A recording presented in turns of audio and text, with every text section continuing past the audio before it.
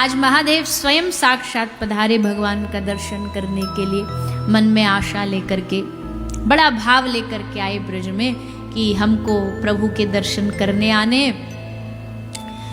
पर जब भी ये आते हैं हर अवतार में आते हैं और हर अवतार में रोके जाते हैं, ये भी कन्फर्म है। जब भी आएंगे तो इनका रूप देख के इनको रोक दिया जाएगा। बोले प्रभु आप भीतर नहीं जा सकते। आज यशोदा मैया ने रोक दिया, बोले प्रभु आपको दर्शन नहीं करा सकती। बाबा बोले ऐसे कैसे नहीं कराओगी, हम इतने दूर से आए, इतनी दूर से आए, साधु की इच्छा पूरी नहीं करोगी। मैया बोली इच्छा बाबा कछु और होती तो पूरी कर देती, रोटी कपड़ा लत्ता कछु सोनो चांदी हीरा जवाहरात मांगते तो दे देती। तुमने तो मेरे प्राण लाला वाको दर्शन मांगो और वो भी करा देती, पर बाबा जैसे कछु लक्षण दिखते तो करा देती। अब बाबा तुमको देख के तुम 80 वर्ष की बूढ़ी डोकरी को डर लग रहे हो, तो मेरे लाला की क्या हालत होगी।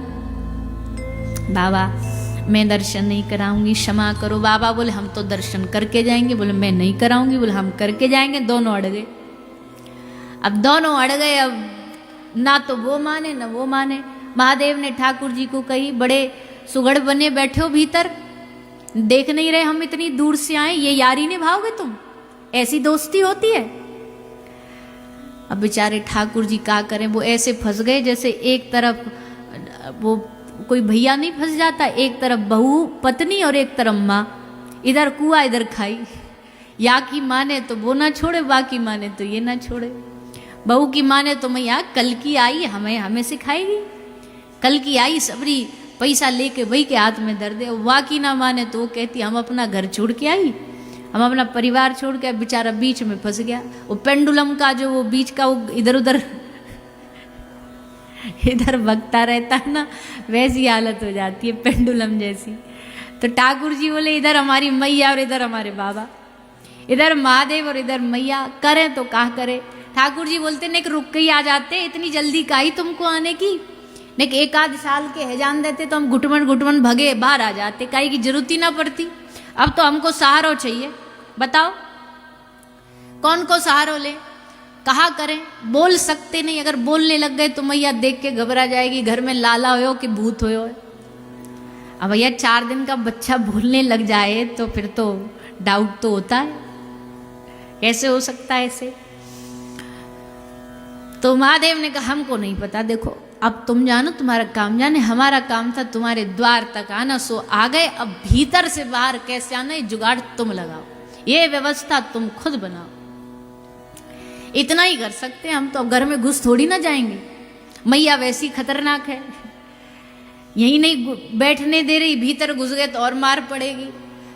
तो प्रभु अब तो तुम ही कुछ कर सकते हो। ठाकुर जी बोले रुको सोचन दो, क्या करें, जा सकते नहीं, चल सकते नहीं, बोल सकते नहीं, बता सकते नहीं। बालक क्या कर सकता है, एक ही काम आता बालक को, क्या आता है, बस यही कर सकता है। तो ठाकुर जी ने रोना चालू किया। नकली रोना बालक का अपने आप दिख जाता है, वो लय में रोता है, ताल में रोता है, मतलब नकली रो रहा है। तो ठाकुर जी ने रोना चालू किया, खूब जोर जोरनते रोए। यशोदा मैया को 2-4 सखी ने आके थोड़ा समझा दियो। मैया लाला पे नजर लगी, नजर उतार दी, चुप ना भये। फिर बोली मैया भूत चढ़ गए, भूत उतरवाओ। अब भूत कैसे उतरवाएं, बोले बाहर घर के बाहर भूतनाथ बैठे, अब तो वही भूत उतारेंगे। सो सखी बुला लाई, बोले बाबा भूत उतार दोगे। महादेव बोले कौन पे चढ़े उस पे डिपेंड करता है।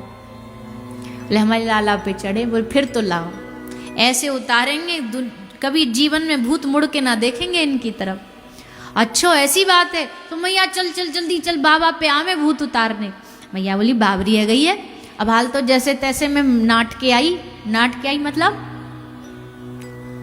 हाँ ब्रज भाषा है ये। अभी हम ज्यादा गहराई वाली हम बोल नहीं सकते ब्रज भाषा, नहीं तो कान बंद कर लोगे तुम सबरे। कई बोलते ब्रज भाषा सुनाओ, ब्रज भाषा सुनाओ। हमने कहा देखो बोलंत हेला वचनंत गारी, ब्रज की पहली जो शब्द है ना वो गारी से चालू होती है। अगर आप हिमाचल से अगर दिल्ली से आगे फरीदाबाद, उससे आगे वृंदावन की तरफ, यूपी की तरफ बढ़ रहे हो, कैसे पता चलेगा वृंदावन आ गया। बोले जहां से गाली सुनने मिल जाए समझो वृंदावन चालू हो गया। प्रेम भरी गाली होती है, पर उसमें कोई अभद्रता नहीं होती, अमर्यादा नहीं होती, प्रेम से बोलते हैं, मीठा बोलते हैं। तो मैया ने मना कर दी। गोपी बोली, देख मैया, जिद ज्यादा बड़ी है कि लाला पीड़ा में है, रो रहे हो, वाको दुख दूर करनो ज्यादा बड़ो है। अरे देख कैसे बेचारो कमते चीख चीख के रो रो है, बढ़िया चुप है जाएगो तो को भी शांति मिलेगी, घर में भी न शांति होगी। मैया अंत में जा कर के हार थक के लाला को गोद में लेकर के बाहर आई, और जैसे बाहर आई महादेव ने देखा लाल जी को, लाल जी ने महादेव को देखा, और भैया दोनों ने दूर से ही हाय हेलो कर दी। बोले ठीक हो? बोले हाँ ठीक है। बोला अब नाटक खत्म कर दो, हमारे पॉइंट तो जब ही बनेंगे ना कि हाँ बाबा कछु सिद्ध बाबा है, तो अब ये नाटक बंद कर दो, तब मैया को न भरोसा होगो। तो देखते ही ठाकुर जी एकदम चुप हो गए। मैया बोली, बड़ो कमाल को बाबा निकलो, ये तो दूर ते ही चुप कर दियो। अब तो मैया के मन में और इच्छा जागी। मैयाओं को एक बाबा जी अगर एक बात बता दे तो 10 बातें और उनकी निकल आती हैं।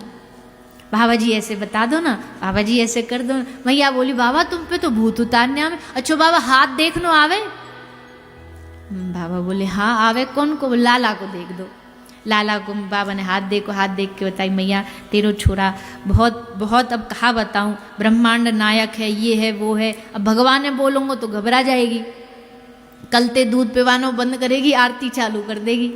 तो भगवान तो नहीं बोले, पर बहुत बड़ो आदमी बनेगो, बहुत बड़ो राजा बनेगो, सोने को एक नगर बसाएगो, और बाबा मैया खूब खूब आनंद होगो, तुम्हारो खूब नाम रोशन करेगो। मैया बोली, बाबा एक भी पॉइंट तेने काम को ना बतायो, एक बात तो कोई काम की बता। बाबा बोले, मैया तो सुननो का है, तू वाय पूछ ले, मैं तो वाय बता दूंगा। बोले हमको ये बता, हमारे छोरा को ब्याह कब होगो? जल्दी ते ब्याह है जा, छोरी आ जा, घर में बहू आ जाए, ने काम में हाथ बटा ले। मैया बोली, बाबा बोले, मैया 4 दिन को तेरो लाला है, अभी तो ब्याह की चिंता है गई। बोले काहे ना बाबा, कारो है, कारो कलूटा है, अब पतो ना कारे को ब्याह होगो कि ना होगो। तो जरा ने हाथ देख के बता दो ना, यहाँ के हाथ में ब्याह की रेखा है कि ना है।